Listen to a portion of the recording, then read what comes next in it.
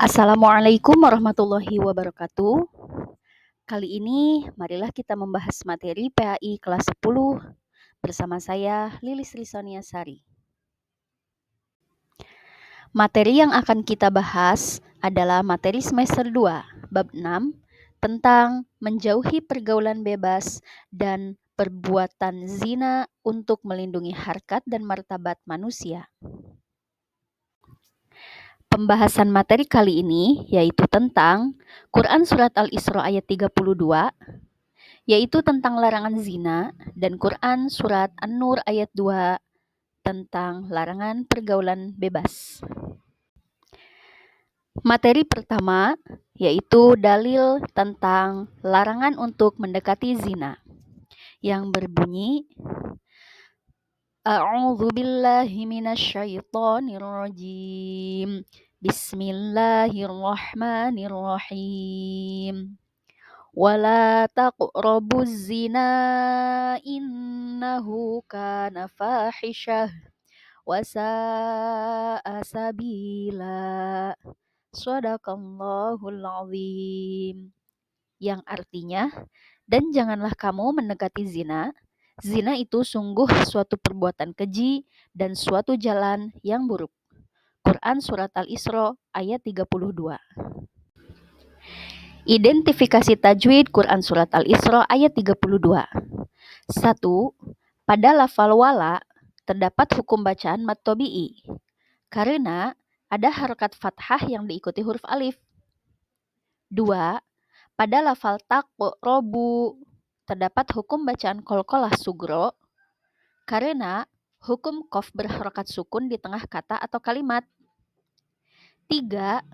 Pada lafal taqrabuz zina innahu terdapat hukum bacaan alif lam syamsiyah karena alif lam mati yang bertemu dengan salah satu huruf syamsiyah dibaca lebur sehingga bunyi al tidak dibaca. 4. Pada lafal fahisyah wa sa'a terdapat hukum bacaan mad wajib muttasil karena ada mad tabi'i bertemu hamzah dalam satu kata. 5. Sabila terdapat hukum bacaan mad iwad karena fathah tanwin pada akhir kata jika waqaf atau berhenti dibaca mad sehingga harokat tanwin tidak lagi terbaca. Arti kata dari Quran Surat Al-Isra ayat 32. Lafal wala artinya dan janganlah. Taqrobu artinya kamu mendekati. Az-zina artinya zina.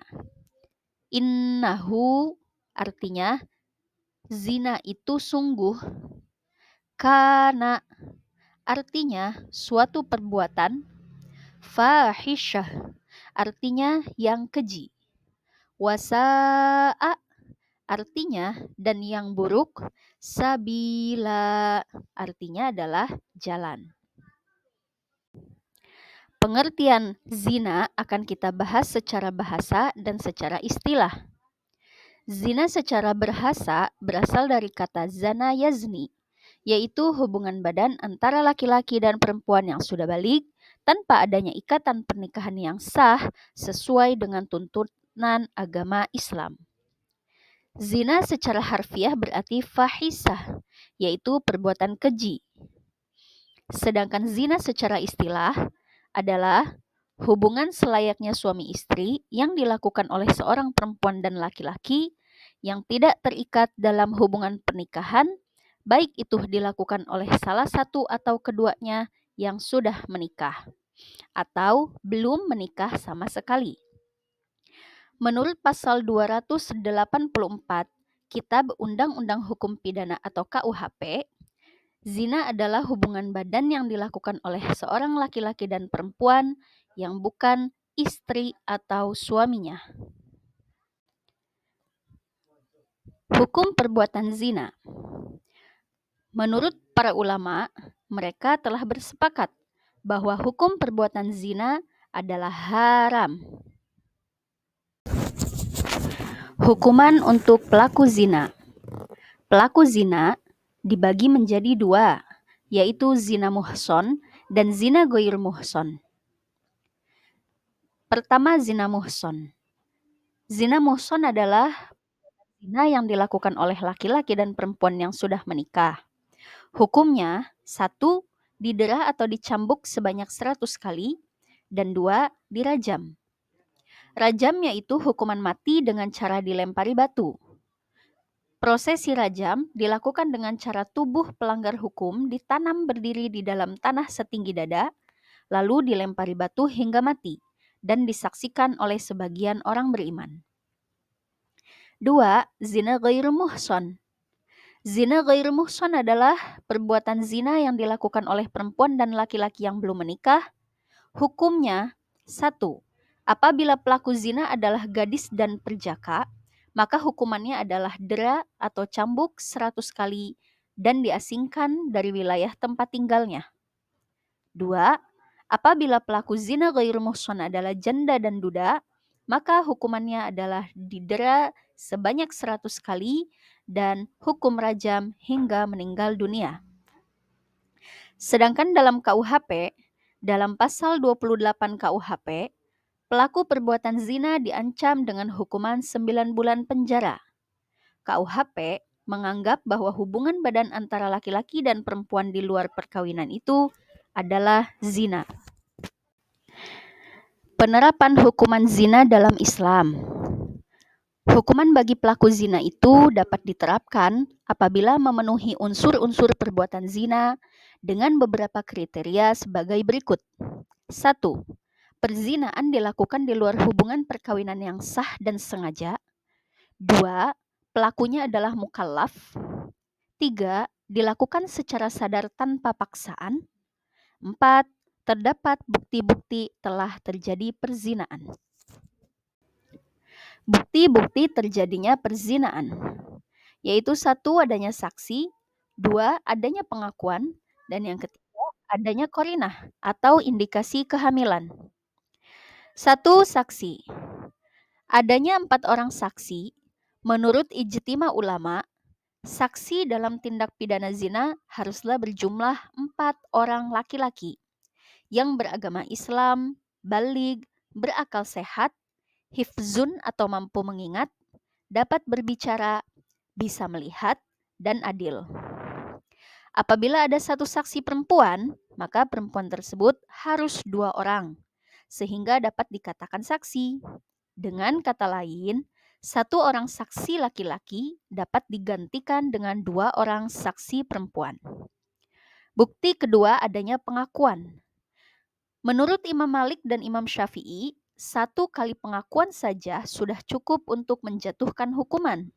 Sedangkan Imam Abu Hanifah beserta pengikutnya berpendapat bahwa hukuman zina baru bisa diterapkan setelah adanya 4 kali pengakuan. Bukti yang ketiga adanya qarinah atau indikasi kehamilan. Seorang perempuan wajib dijatuhi hukuman had jika perempuan yang hamil tersebut tidak memiliki suami. Mari kita bahas isi dan kandungan Quran Surat Al-Isra ayat 32. Dalam Quran Surat Al-Isra ayat 32, bahwa mendekati perbuatan zina saja sudah terlarang, apalagi jika sampai melakukannya. Maka tentu saja perlakuannya telah melakukan perbuatan yang keji dan menempuh jalan yang sangat buruk. Karena hal ini dapat menimbulkan berbagai akibat, antara lain tercabutnya akar kekeluargaan atau nasab, menyebarnya penyakit menular, merajalelanya nafsu dan kemaksiatan, serta terjadinya degradasi moral di tengah masyarakat. Contoh perilaku mendekati zina. 1. Menjalani pergaulan bebas seperti berpacaran, berduaan di tempat-tempat sepi, melakukan kontak fisik antara laki-laki dan perempuan yang bukan mahram, berpelukan, berciuman, dan lainnya. 2. Mendatangi tempat-tempat yang dapat mengundang nafsu syahwat. 3. Berhayal dan berimajinasi tentang aurat lawan jenis. 4. Melihat konten, tayangan video, film, TV, atau media yang dapat merangsang nafsu syahwat, melakukan panggilan video yang mengandung imajinasi seksual atau VCS. 5. Membaca artikel, buku, bacaan, atau sumber-sumber yang lain yang dapat membangkitkan nafsu birahi. 6. Mengenakan pakaian yang tidak menutupi aurat, terbuat dari bahan yang tipis dan transparan, serta memperlihatkan lekuk tubuh. Keburukan zina menurut Sayyid Qutb. 1. Penempatan asal muasal kehidupan, sel sperma dan sel telur, bukan pada tempat yang sah. 2. Berpotensi untuk terjadinya tindak kejahatan berikutnya, yaitu menggugurkan atau membunuh janin apabila terjadi kehamilan. 3. Berpotensi terjadinya penelantaran jika bayi hasil perzinaan tersebut dibiarkan lahir dan hidup. 4. Tidak jelasnya nasab seseorang sehingga menjadi hilang kepercayaan menyangkut kehormatan dari anak yang dilahirkan. 5. Keluarga dari pelaku perbuatan perzinaan menjadi rapuh. Dampak perbuatan zina menurut Imam Suyuti. Dampaknya dibagi menjadi 2. 1. Dampak di dunia, 2. Dampak di akhirat.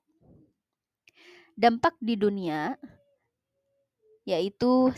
Menghilangkan kewibawaan, 2. Menyebabkan kefakiran, 3. Memperpendek umur. Sedangkan dampak di akhirat, 1. Akan mendapatkan murka dari Allah Subhanahu wa Ta'ala, 2. Mendapat hisab yang buruk, dan yang ketiga akan mendapatkan siksa yang pedih. Akibat perbuatan zina, 1. Dilaknat oleh Allah Subhanahu wa Ta'ala dan Rasul-Nya, 2. Dijauhi atau dikucilkan oleh masyarakat di sekitarnya, 3. Garis keturunan atau nasab menjadi tidak jelas, 4.